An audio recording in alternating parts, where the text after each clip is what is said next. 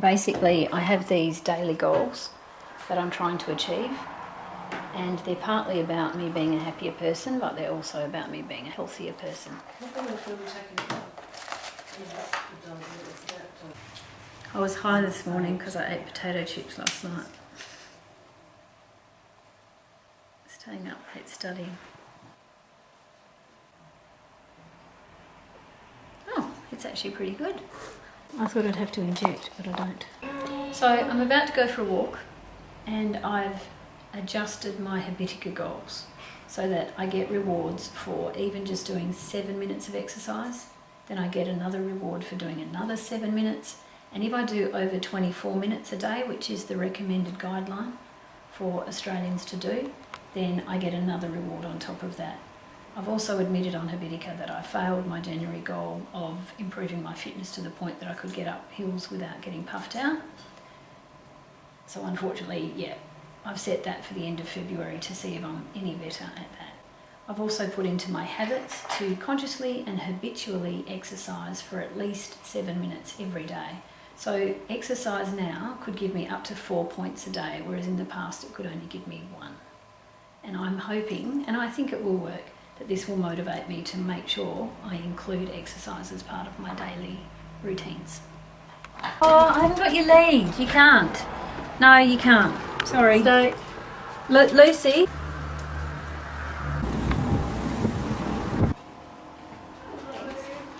It's all right. Oh, I'm a bit puffed. But I'm on 8,000. So how many steps did you do all up? Like?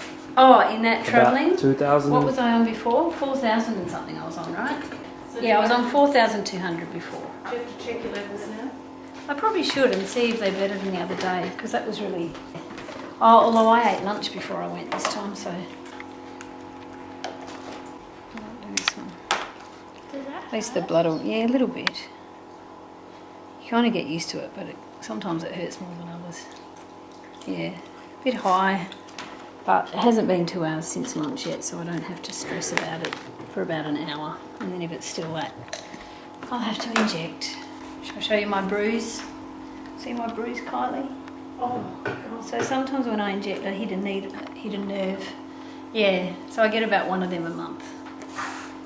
Just bad injection. This thing in the UK, and it's called Better Points. And it's about motivating people to exercise, but to be more engaged in their community, and to use more sustainable forms of transport.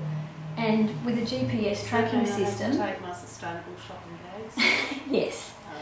But the people who do it can either get more money put into their bank accounts, or their favourite charity can get money, or their favourite fundraiser locally can get money because of the points they accrue. And it's actually working. It's working on the most unhealthy people in Birmingham, and it's working on the poorest people in Birmingham. So, does it motivate you for a long time, gamification, or do you get bored of it quickly? I think you could get bored quickly. I think I could get bored quickly. McCallum writes something really interesting though. He says it's really important that gamifying games are, from the beginning, game designers are involved, and that they're not just created by therapists and health professionals and teachers. What would you do to change it for someone if they got bored? Okay, so, and I did this just recently, you can go back into your goals, for example the Habitica goals, and change them so that they fit better with your life. And also what I did was, the thing I wasn't doing daily was the exercise. So I've now made that worth 4 points. Practicing Italian's only worth 1 point, for example. So the thing that has to change the most and the quickest for my health is the thing that's worth the rewards. This actually really frightened me. You look at a statistic like 25% of Europe's population will be over 65 in 2050. And I thought, I'm going to check it. So I went on the Australian Bureau of Statistics website, and it's the same in Australia, except they're expecting that to happen by 2046. I'll be in my 70s in 2046. At the moment, the Australian workforce, there's about 5 people working in the 2000s to support 1 person over 65. In terms of pensions, healthcare, mental health care, all of those things.